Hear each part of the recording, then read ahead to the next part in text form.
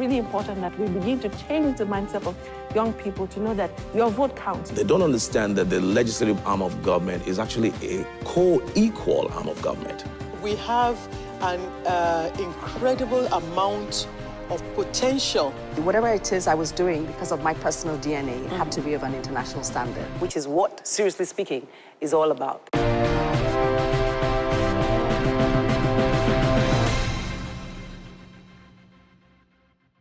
The world, they say, is a global village. Even more so now where, smartphones have reduced all of us to seeing the world here. So chances are that we are going to move to different parts of the world to try to actualize our different dreams. But there are challenges, obviously, that happens when you have to move away from home to earn an income or earn a living somewhere else. Differences of opinion that could result in conflict and all of that. The interesting thing is, in the studios today, I have two people who have experienced in one way or the other the difference, what can happen when you move away from home. One is a film producer, the other one is a pastor of sorts, a man of God, who has at some point in time, right here in Nigeria, has experienced what it means to live somewhere that is not your home. Now, at the end of the day, we want you to experience what it is like to live in peace. This is Seriously Speaking. I'll be back with my guest in a short while. Yes, welcome back. My guest, well, most of her adult life has been spent in the UK after being born there. But in recent times, she's come back home very, very particular about putting on film the experience of Nigerians who live in South Africa. In the past few months, we've heard all kinds of things about xenophobia and things like that. But it all begins with some people going to some other country, wanting to live a better life. It's my pleasure to introduce to you today, Ronke Macaulay. Hello. It's nice to have you. Thank you very much. It's amazing that I heard about your work before I met you. Because your work, and it's the first time work for you on film and feature, isn't it? Yes, this is my first solo production. And what drove it? It's titled The Green Passport in the Rainbow Nation. It's very clear what it means, isn't it? Well, I think it is. Sometimes people want me to expand. So I have like a subtitle, which is the story of Nigerians in South Africa. You know, because, you do know that in recent times, the only thing we hear about Nigerians in South Africa is the result of the effort they made to go there, which is xenophobia, killing killing Nigerians and all of that. Was that what moved you to do your film? In parts, but not totally, because I went to South Africa as a visitor, both on business and also for tourism. That's 3 times before you did this one. I went several times. Yes. But I think by the second time, I was beginning to realize that there was a problem.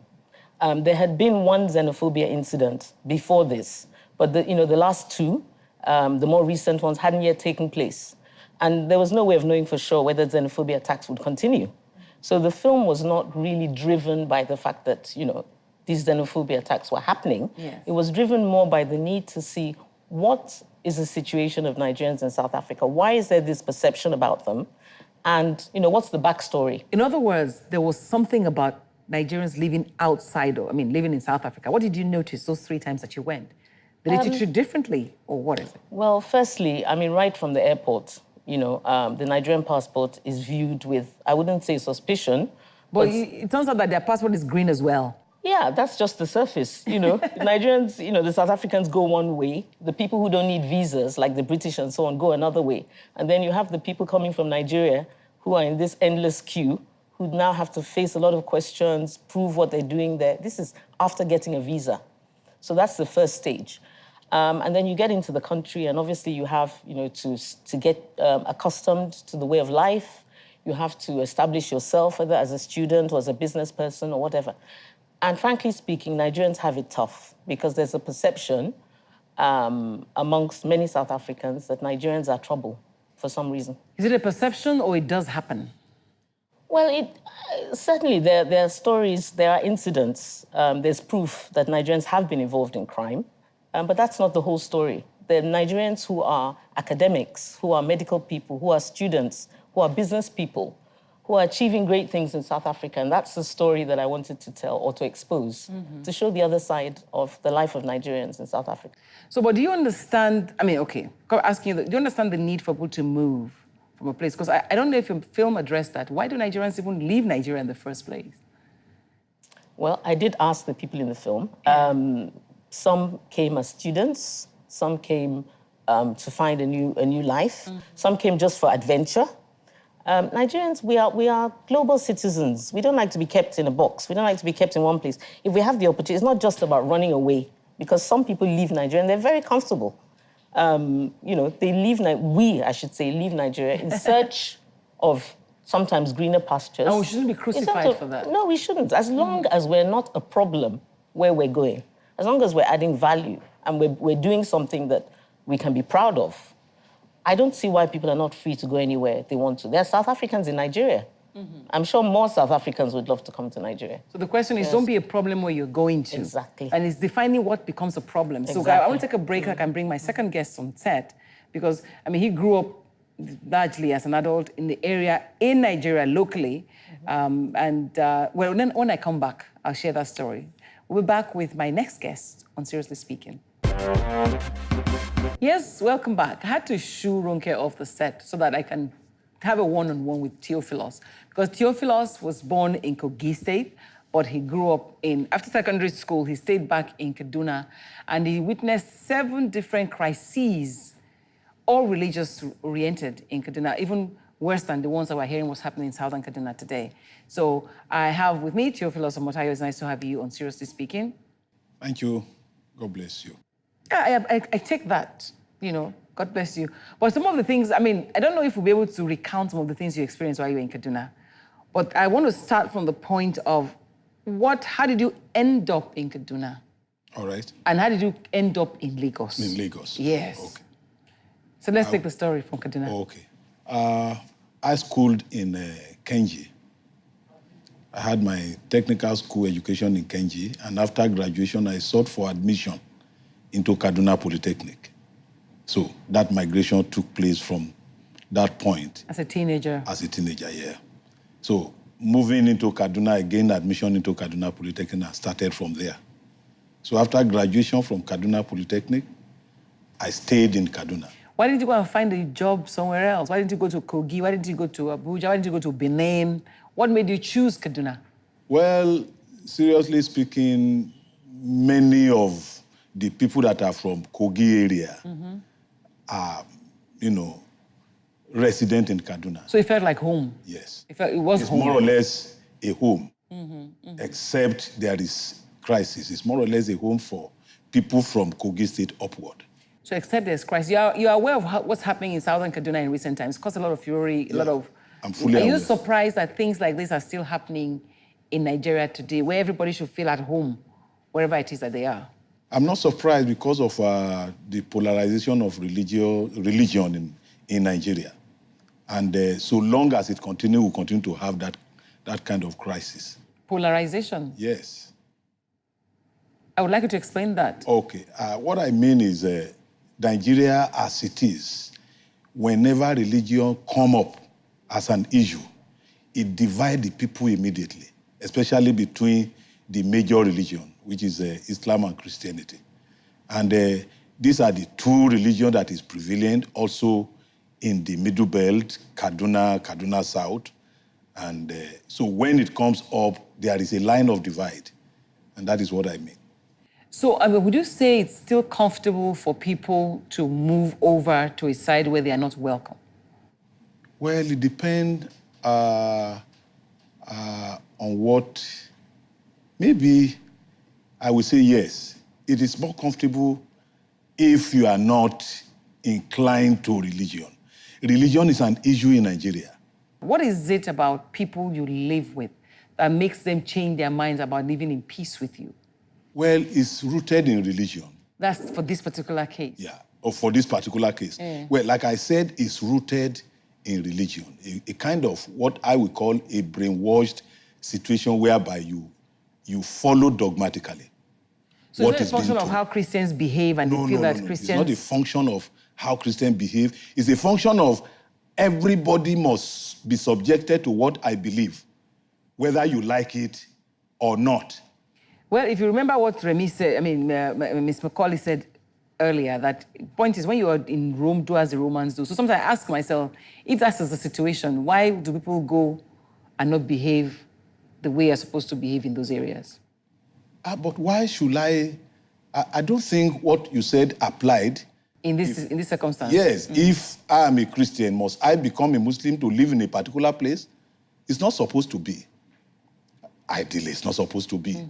But the truth of the matter is, a particular religion have decided to say that it is my own, you must accept. And if you don't, you are not, supposed to even live. So in that kind of a situation, what do I do? That's a question that I would address when I return to think, because for me, it's a function of peace and living in peace wherever it is that you are. Okay. So I'll be back in a short while and I'll have this conversation with you and Ms. Macaulay on the set of Seriously Speaking. We're back shortly. Yes, welcome back. Before you start wondering, am I going all over the place? What has Metacinic riots or Sharia riots got to do with a green passport in a rainbow nation? But the question is, as we return now, we'll draw the lines and connect the dots because geography may put you in one place, right?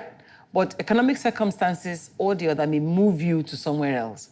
And my question is, if economic circumstances move me to a different geography and I'm not accepted, let me go back to my place now. Abi?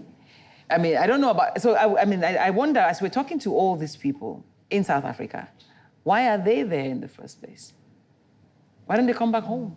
Well, they are people who made a decision to go to a foreign country. They changed their lives dramatically, and they're doing well. They're established. Some of them have, entered into relationships or marriage with South Africans. Others are studying. They're not going to abandon their studies halfway. And I didn't find one person who was ready to return to Nigeria and say, okay, I give up. Anyway, Nigerians are not quitters. Once we start something, I think we like to finish it. And we're not going to be chased away. So the response to that was, I'm not going, I'm staying right here. What do you think about, a problem like what we're experiencing? We still keep experiencing this problem of religious differences. Now, can we divide this country along religious lines and say, okay, this from here to here is for Christians, from here to here is for Muslims? Would that be feasible? It's obviously not feasible. It's not going to be possible because from our constitution, we said we are one. And also, our leader says everywhere they go that we are one. Says okay. That we are one, but practically, we are not one. For example, what is happening currently in southern Kaduna, where we talked about, southern Kaduna is predominantly a Christian community, but gradually being taken over by the Muslim. And you see, what we need to understand is that wherever they are, they want to dominate. Who, Christians or Muslims? The Muslims want to dominate.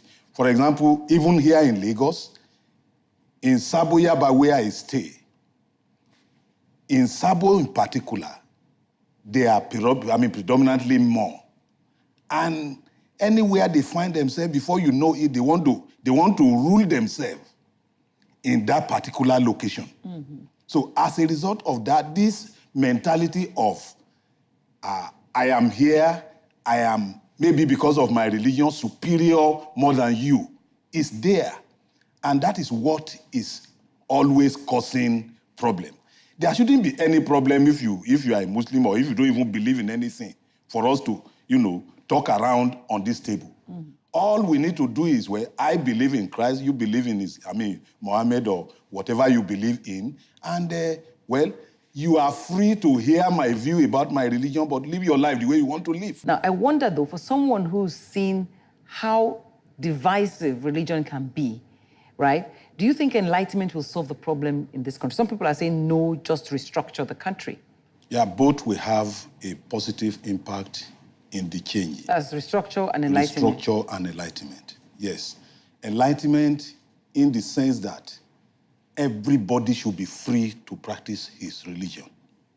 Everybody. At least that's what the Constitution says. And that is what the Constitution says anyway. You need to enforce the law. Yes. If there's a law that says that, yes, it should the be law enforced. says that, but there is leadership lapses that our law is never enforced. So at the end of the day, enlightenment still remains very, very, very key. Because if people are properly enlightened, Government will do what it should do. They know what government says, and then you can be They will accommodating. follow through. Yes. Thank you so much for being on my show. I hope that when you go back to Kaduna to be in peace, you know, still relatively in peace. And thank you very much for the film that you're doing, and I hope people will get to go and see it and learn a thing or two about how understanding other people may be the best thing for peace, isn't it? Yes. Thank you very much. Absolutely. Thank you. Very, very Thank you very much. See you again next week. That's been Seriously Speaking for this week. Bye.